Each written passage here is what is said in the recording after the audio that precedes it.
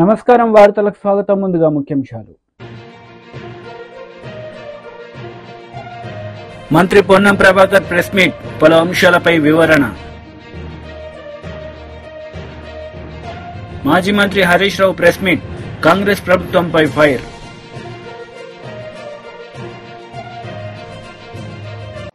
మంత్రి పొన్నం ప్రభాకర్ మీడియా సమావేశం నిర్వహించారు. ఈ సందర్భంగా పలు అంశాలపై ఆయన మాట్లాడారు. ట్రాన్స్పోర్ట్ డిపార్ట్మెంట్ టెక్నికల్ ఆఫీసర్ సమావేశం సందర్భంగా ఈరోజు తెలంగాణ ప్రజాప్రభుత్వ అధికారంలోకి వచ్చిన తర్వాత ప్రజల సేఫ్టీకి సంబంధించి 1988 కేంద్ర రవాణా చట్టంకు అనుగుణంగా, కొన్ని సుప్రీంకోర్టు మార్గదర్శకాలకు అనుగుణంగా కొన్ని నిబంధనలను కఠినంగా అమలు చేస్తూ రోడ్ సేఫ్టీ పట్ల ప్రత్యేకమైన శ్రద్ధ తీసుకోవడానికి నిర్ణయం చేసుకోవడం జరిగింది. ఉద్యోగాలకు సంబంధించిన అంతర్గత సమస్యలు ఏమున్నా ఇటీవల కాలంలో ఉపాధ్యాయులకు సంబంధించి లేదా తదితర శాఖలలో వాళ్ళలో ఉన్న అసహనం పోవాలని ప్రమోషన్లు కావచ్చు, ఇతరత్ర అన్ని కూడా పరిష్కారం చేసి పని విధానం మెరుగుపడాలనేటువంటి విధంగా ప్రభుత్వం ఒక కార్యాచరణ తీసుకుంది. అది కూడా రవాణా శాఖకు వర్తింపజేసి దీర్ఘకాలికంగా పెండింగ్ ఉన్నటువంటి ప్రమోషన్లు తదితర సమస్యలన్నీ పరిష్కరిస్తాం. కానీ రాష్ట్ర వ్యాప్తంగా ఉన్న రవాణా శాఖ సిబ్బంది ఎవరిని కూడా వేధింపు లేకుండా, ఇతరత్ర కార్యక్రమాలు జరగకుండా చట్టాన్ని కఠినంగా అమలు చేస్తూ రాష్ట్ర ఆదాయాన్ని పెంచడంతో పాటుగా ఈ రాష్ట్రంలో జరుగుతున్నటువంటి యాక్సిడెంట్లను, తద్వారా కోల్పోతున్న ప్రాణాలను రక్షించడానికి కూడా మనం చాలా గట్టిగా పనిచేయాల్సిన అవసరం ఉందని ఈ సందర్భంగా భావిస్తూ ఉన్నాం. దానికి అనుగుణంగా సుప్రీంకోర్టు మార్గదర్శకత్వాలను కూడా ఉపయోగించుకుంటూ మోటార్ వాహనాల చట్టం 1988 ప్రకారంగా డ్రైవింగ్ లైసెన్సులు ఇప్పటికే 6,916 ఏప్రిల్ 1 నుంచి ఆగస్టు 31 వరకు రద్దు చేయబడ్డాయి. భవిష్యత్తులో దీన్ని చాలా కఠినంగా చేయబోతా ఉన్నాం. డ్రంక్ అండ్ డ్రైవ్ కానీ, యాక్సిడెంట్ కావచ్చు, సిగ్నల్ జంపింగ్ కావచ్చు, ఇతరత్ర అనేక రకాల సుప్రీంకోర్టు మార్గదర్శకాలకు అనుగుణంగా డ్రైవింగ్ లైసెన్సుల రద్దు. మనం పాశ్చాత్య దేశాల్లో అమెరికా లాంటి చూస్తాం. డ్రైవింగ్ లైసెన్స్ లేకపోతే ఫిజికల్ హ్యాండిక్యాప్డ్గా అంటే మనం అతను బండి నడపడానికి వీలు లేకుండా అయిపోతాడు. ఇక్కడ కూడా అటువంటి చట్టాలను తీసుకొచ్చి ప్రమాదాలను నివారించేటువంటి విధంగా రవాణా శాఖ యావత్ సిబ్బంది తమ పని విధానం లోపల గట్టిగా పనిచేయాలనేటువంటి నిర్దేశన చేయడం జరుగుతోంది. చట్టాన్ని పూర్తిగా అమలు చేస్తూ కొత్తగా ఎవరిని వేధించే అవసరం లే. ట్రాఫిక్ రూల్స్ కావచ్చు, ఇతరత్ర డీవియేట్ అయితే నా లైసెన్స్ రద్దు అవుతుందనే భయం పౌరుల్లో రావడానికి అవసరమైనటువంటి రోడ్ సేఫ్టీ చైతన్యాలు సభలు కావచ్చు, పాఠశాల పిల్లల్లో కూడా యూనిసెఫ్ ద్వారా రోడ్ సేఫ్టీకి సంబంధించినటువంటి ఒక అవేర్నెస్ పార్కులు కావచ్చు, చిల్డ్రన్ పార్క్స్ కావచ్చు, ఈ విధంగా ఏర్పాటు చేయడానికి కూడా ఉద్యోగస్తులందరినీ కోరుతాను. ప్రభుత్వం పక్షాన విద్యాశాఖ వాళ్ళతో కూడా సమన్వయం చేస్తాను. ముఖ్య ఉద్దేశం రవాణా శాఖ ఎన్ఫోర్స్మెంట్ అనేది యాక్సిడెంట్లు నివారించడానితో పాటుగా సరి అయిన విధంగా వాహనాలు నడపడానికి సంబంధించి ప్రాణాపాయం నుంచి ప్రజలు రక్షించడానికి ఉపయోగించే విధంగా, వాళ్ళ విధి నిర్వహణ సక్రమం చేసే విధంగా ఈ యొక్క టెక్నికల్ ఆఫీసర్స్ కాన్ఫరెన్స్లో కూడా వీళ్ళందరినీ విజ్ఞప్తి చేయడం జరుగుతోంది. దీనివల్ల ప్రభుత్వం తరఫున కూడా కోరుతా ఉన్నాం. రాష్ట్ర వ్యాప్తంగా జరుగుతున్న యాక్సిడెంట్లు కొన్ని వందల వేల మంది చనిపోతున్నటువంటి దృష్ట్యా సరి అయినటువంటి ట్రాఫిక్ రూల్స్ పాటించండి, లేదా మీ డ్రైవింగ్ లైసెన్స్కు సంబంధించి రద్దయ్యే ప్రమాదం ఉంది, దాన్ని కఠినంగా అమలు చేస్తామనేటువంటి మాట రవాణా శాఖ తరఫున తెలంగాణ ప్రజలందరూ విజ్ఞప్తి చేస్తున్నాం. దయచేసి ఇది ఎవరిని వేధించడానికి కాదు, ప్రజల యొక్క ప్రాణాలను రక్షించడానికి నిర్లక్ష్యంగా నడిపే వాళ్ళ మీద కఠిన చర్యలు తీసుకుంటామనే మాట ఈ సందర్భంగా మనం చేస్తున్నాం.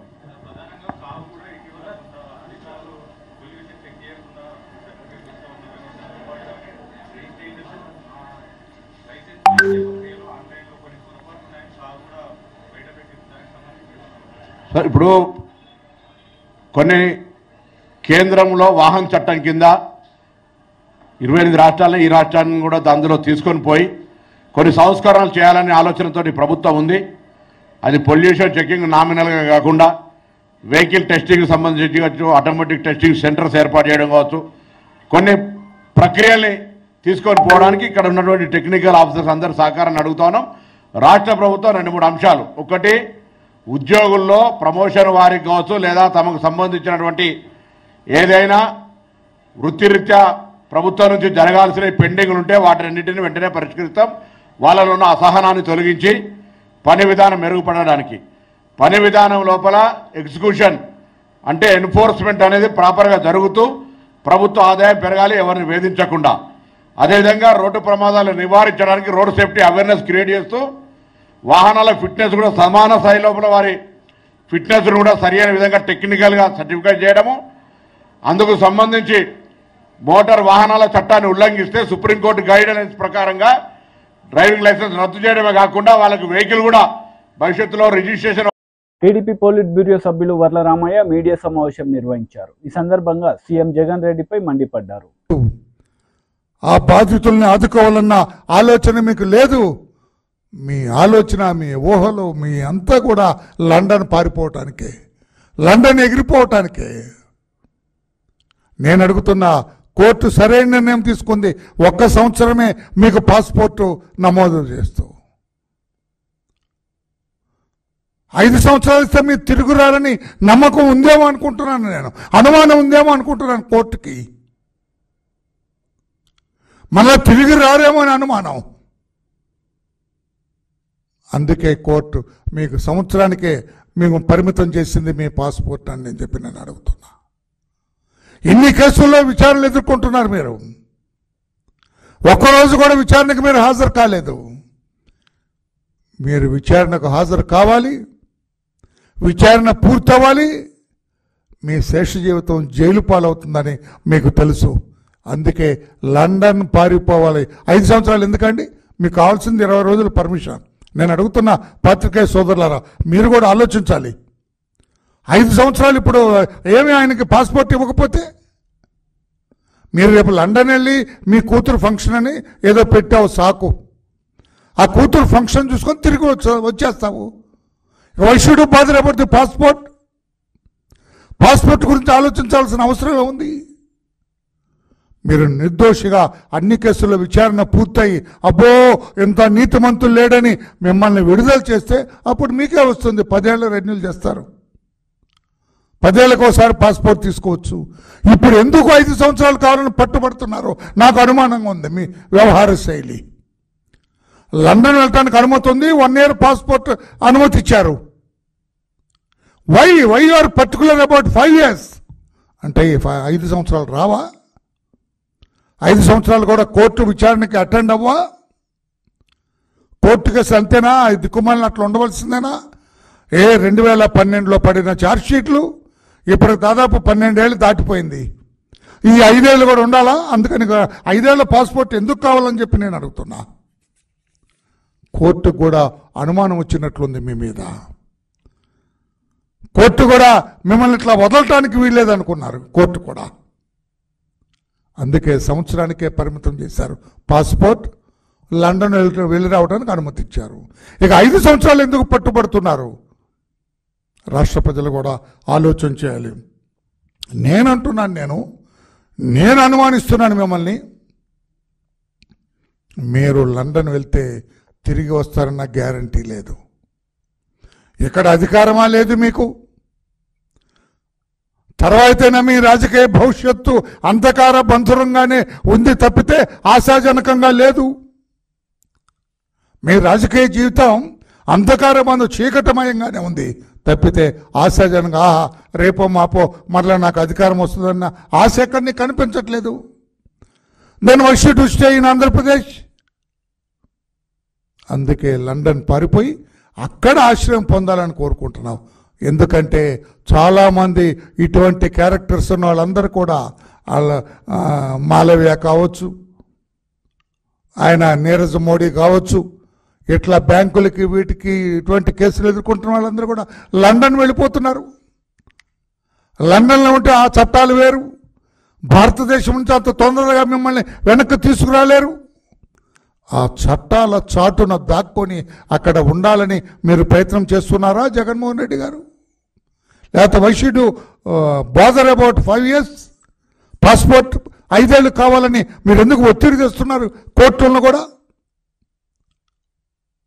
హైకోర్టును ఎందుకు ఆశ్రయించారు? 5 ఏళ్ళు కావాలని?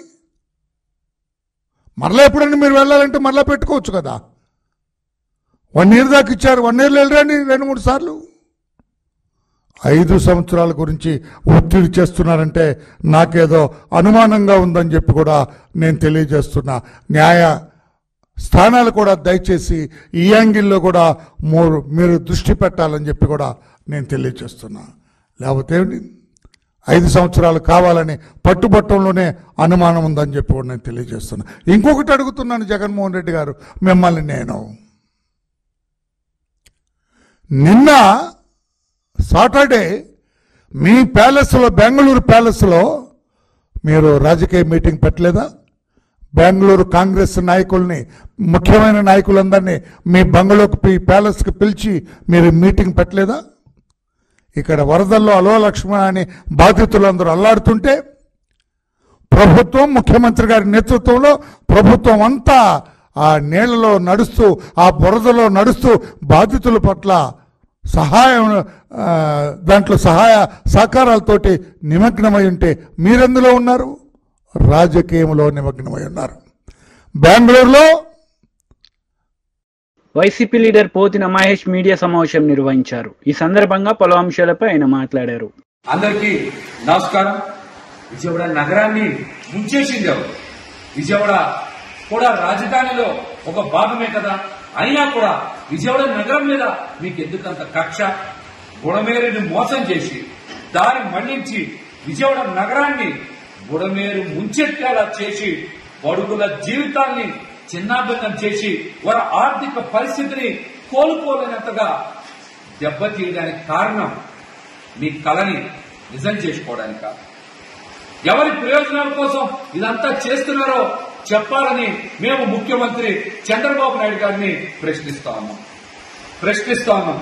ఎందుకు విజయవాడ నగరాన్ని బలిపశువు చేశారు? విజయవాడ నగరంలో గతంలో ఎన్నడూ కూడా ఇలాంటి విపత్తు చూడలేదే. వర్ణదేవుడికి మా మీద ఎప్పుడు ఇంత కోపం కలగలేదే.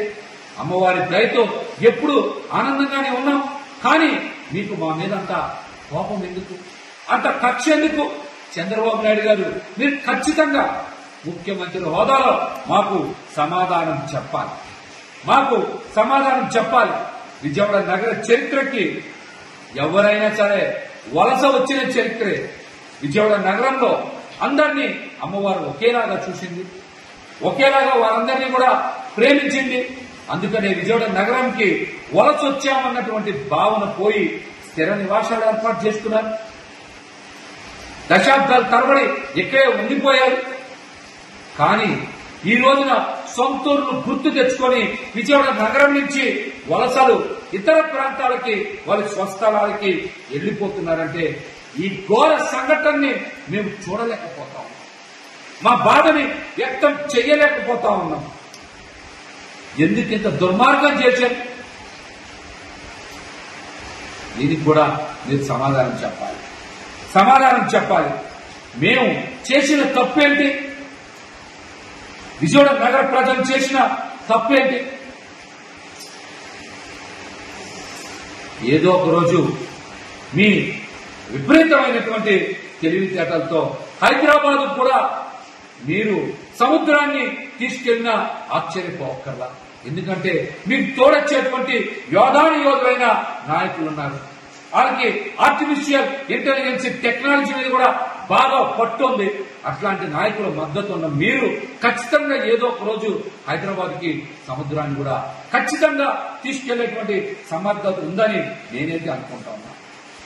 విజయవాడ నగరంలో ముప్పు గురవడానికి కూటమి ప్రభుత్వమే కారణమని, ఈ విపత్తుకి నిర్లక్ష్యమే కారణమని ఈ రోజున ఈనాడు పేపర్లో 14వ పేజీలో చాలా పెద్ద ఆర్టికల్ రాశారు. ఇది కూటమి ప్రభుత్వం సృష్టించిన నిశ్శబ్ద మారణ హోమమని అందులో రాయకనే రాశారు. బుడమేరుని కృష్ణమ్మలో కలవనీయకుండా అడ్డుపడింది ఎవరు? బుడమేరుని వచ్చిన వరదని పశ్చిమ బంగాళాఖాతంలో కలవకుండా అడ్డుపడి బెజవాడని ముంచింది ఎవరు? ఈ ముంపు రాజకీయం ఎవరి కోసం, ఎవరి ప్రయోజనాల కోసం, ఎవరి లబ్ధి కోసం చేశారో చంద్రబాబు నాయుడు గారు ఖచ్చితంగా సమాధానం చెప్పాలి. ఏ వర్గానికి లబ్ధి చేకూర్చడం కోసం బలైంది మాత్రం బడుగులన్న విషయం ఈ రోజున ప్రతి ఒక్కరికి కూడా అర్థమైపోయింది. చివరికి ఆధిపత్య వర్గాల అభివృద్ధి కోసం బడుగు బలహీన వర్గాలు బీద బిక్కీలు ఈ రోజున అన్యాయం అయిపోయారు. చరిత్ర ఎప్పటికీ కూడా ఇది గుర్తు పెట్టుకుంటుంది.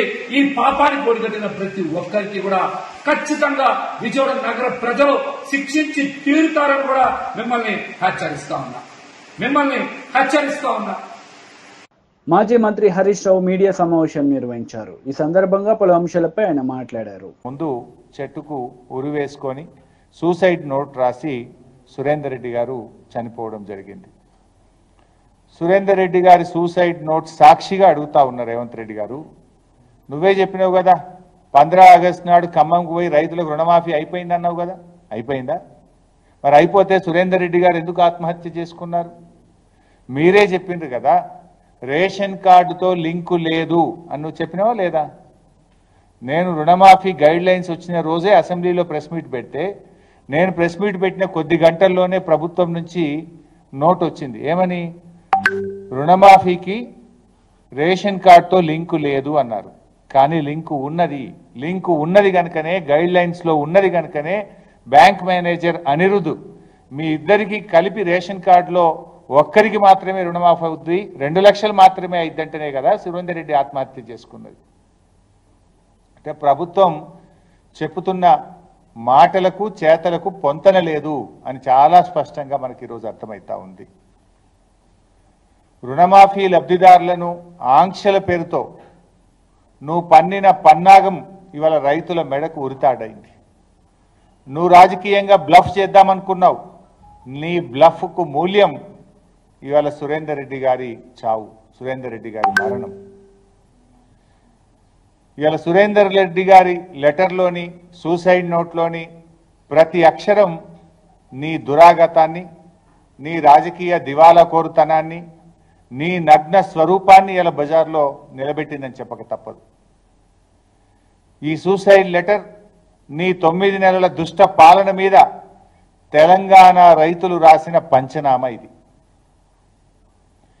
ఇలా నీ పాలనలో ఈ రోజు వరకు రాష్ట్రంలో 475 మంది రైతులు ఆత్మహత్య చేసుకున్నారు. నువ్వు గతంలోనే అడిగిన లిస్టు ఉంటే పంపండి అన్నావు. గంట సేపట్టే నీకు లిస్టు పంపినా, కానీ ఏ ఒక్క రైతును కూడా మీరు ఆదుకోలేదు. ఎందుకు జరిగిందో కూడా మీరు ఈరోజు చెప్పినటువంటి పరిస్థితి లేదు. అంటే నీ పాలన ఎట్లుందంటే ఎన్నికల ముందు ఒక మాట, కుర్చీ ఎక్కినాక ఇంకో మాట, బడ్జెట్లో ఒక మాట, పార్లమెంట్ ఎన్నికల ముందు ఒక మాట, పార్లమెంట్ ఎన్నికలు అయ్యాక ఇంకొక మాట, పూటకో మాటది. పొద్దుతిరుగుడు పువ్వు కంటే వేగంగా మారుతా ఉన్నావు. ఊసర వెల్లులు కూడా నిన్ను చూసి సిగ్గుపడతా ఉన్నాయి. ఇప్పుడు ఎన్నికల ముందు ఏం చెప్పినావు? పరిగెత్తండి, అప్పులు తెచ్చుకోండి, నేను రాగానే డిసెంబర్ 9 నాడు 2 లక్షలు రుణమాఫీ చేస్తాను. ఆ రోజు చెప్పినావా? రేషన్ కార్డు ఉంటే చేస్తా, కుటుంబానికి ఒక్కరికే చేస్తా, ఉద్యోగస్తులుంటే ఇవేం చెప్పలే కదా నువ్వు. ఆ రోజు అందరికీ చేస్తా అన్నావు, పరిగెత్తి తెచ్చుకోండి అన్నావు ఎన్నికల ముందు. ఎన్నికలు అయ్యాక ఏమన్నావు? ఒకసారి నువ్వు 1 సంవత్సరం కడుపు కట్టుకుంటే చాలు 49,000 కోట్లు మాఫీ చేసేస్తా అన్నావు. మరి నువ్వు కడుపు కట్టుకుంటలేవా ఇప్పుడు? మరి ఎందుకు కోతలు పెడుతున్నావు?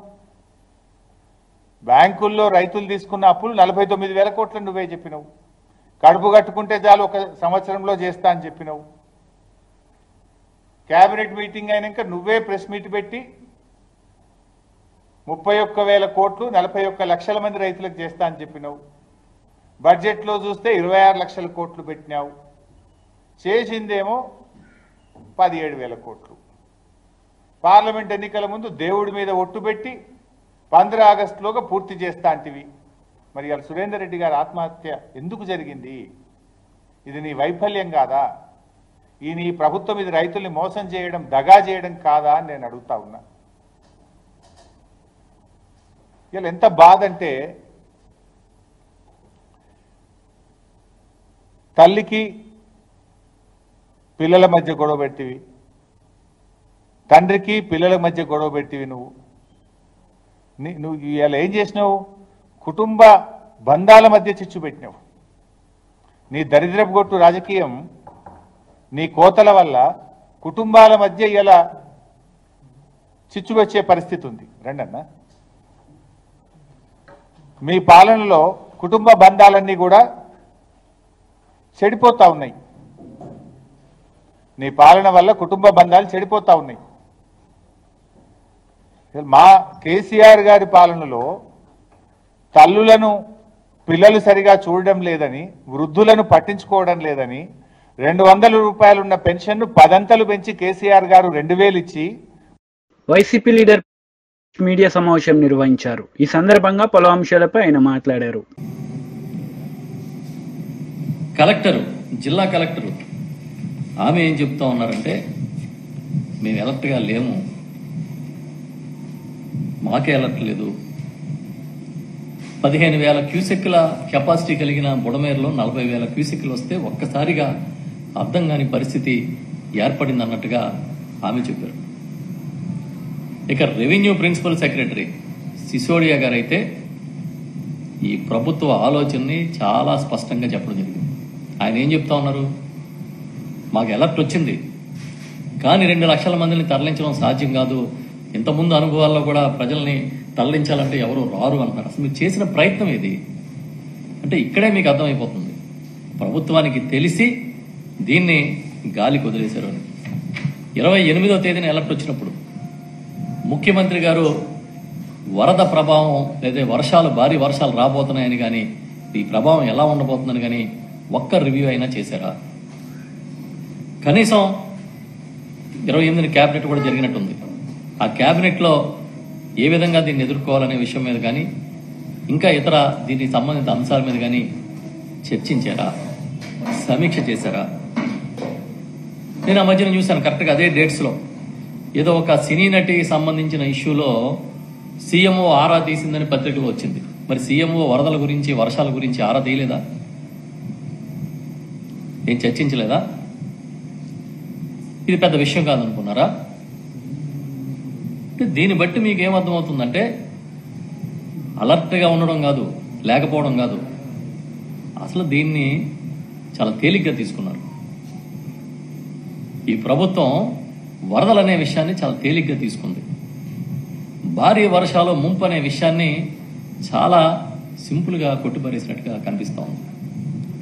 విజయవాడ నడిబొడ్డులో మొగలరాజపురం దగ్గర కొండ చర్యలు విరిగిపడి 5గురు మరణిస్తే అది సెక్రటేరియట్కి కోతవేటు దూరం, అంటే సుమారు 4 కిలోమీటర్ల లోపు ఉండొచ్చు సంఘటన జరిగింది. ముఖ్యమంత్రి గారి రెసిడెన్సీకి ఒక 3 కిలోమీటర్లు ఉండొచ్చు. కనీసం విజయవాడ లాంటి సిటీలో కొండ చర్యలు విరిగి ఒక 5గురు చనిపోతే ఎలా రెస్పాండ్ అయింది ప్రభుత్వం?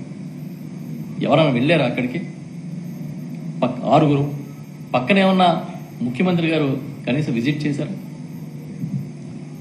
పోనీ ఏదైనా అర్జెంటుగా మనం వెళ్లాల్సింది ఎవరు అంటే డిజాస్టర్ మేనేజ్మెంట్కి సంబంధించిన అధికారులు కానీ, ఉన్నతాధికారులు కానీ, లేకపోతే మంత్రులు కానీ పరుగులు తీశారా అక్కడికి? ఎప్పుడైతే మీరు చాలా తేలిగ్గా తీసుకున్నారో ఈ యంత్రాంగం కూడా ఆ తర్వాత సంఘటనల పట్ల ప్రభుత్వం తీరును బట్టే వారు కూడా చాలా పైపైన తేలిగ్గా తీసుకున్నారని నేను కూడా భావిస్తూ ఉన్నా. ఈ రోజున మనం చూస్తే అసలు ఫస్ట్ ఇంత ఫ్లడ్ వస్తున్నప్పుడు ఇదే కృష్ణా నది పైన 3 మేజర్ రిజర్వాయర్స్ ఉన్నాయి, మేజర్ ప్రాజెక్ట్స్ ఉన్నాయి. శ్రీశైలం కానీ, నాగార్జున సాగర్ కానీ, పులిచింతలు కానీ. కనీసం ఆ ప్రాజెక్టులో ఫ్లడ్ క్వశ్చన్ పెడితే ఈ పరిస్థితి లేదు కదా.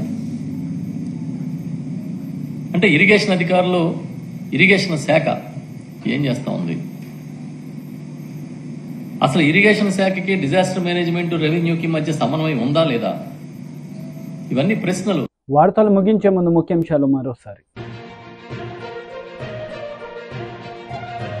మంత్రి పొన్నం ప్రభాకర్ ప్రెస్ మీట్, పలు అంశాలపై వివరణ. మాజీ మంత్రి హరీష్ రావు ప్రెస్ మీట్, కాంగ్రెస్ ప్రభుత్వంపై ఫైర్.